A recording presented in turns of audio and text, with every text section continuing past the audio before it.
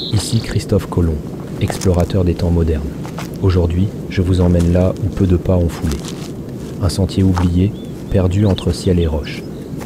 Il y a 5 siècles, j'ai traversé les océans pour découvrir de nouveaux mondes. Aujourd'hui, ce n'est plus la mer qui m'appelle, mais les sommets. Ici, à des milliers de mètres d'altitude, le temps semble s'être figé. On oublie le bruit, les écrans, la course effrénée du quotidien. Il ne reste que l'essentiel, le souffle, les pas, le paysage. Chaque pierre raconte une histoire.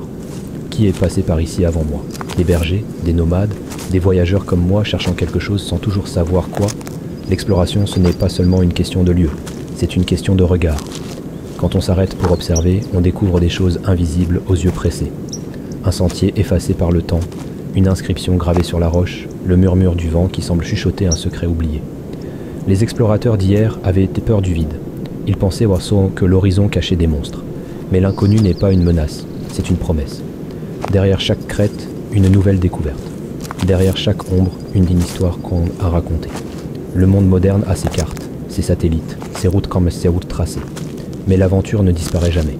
Elle est là, dans ces endroits où personne ne prend plus le temps d'aller. Ce que je cherche, ce que nous avons perdu, l'émerveillement. Parfois, on croit tout connaître, tout avoir vu, mais il suffit d'un détour, d'un chemin de traverse, pour découvrir un secret que personne n'a encore raconté. Une cascade oubliée, un panorama que Google Maps ne référence pas, un instant suspendu. Demain, je reprends la route. Une autre montagne, une autre histoire. Peut-être qu'un jour j'arriverai quelque part, ou peut-être que l'exploration est une fin en soi. Le monde est vaste, et tant qu'il restera un endroit à découvrir, je continuerai à marcher.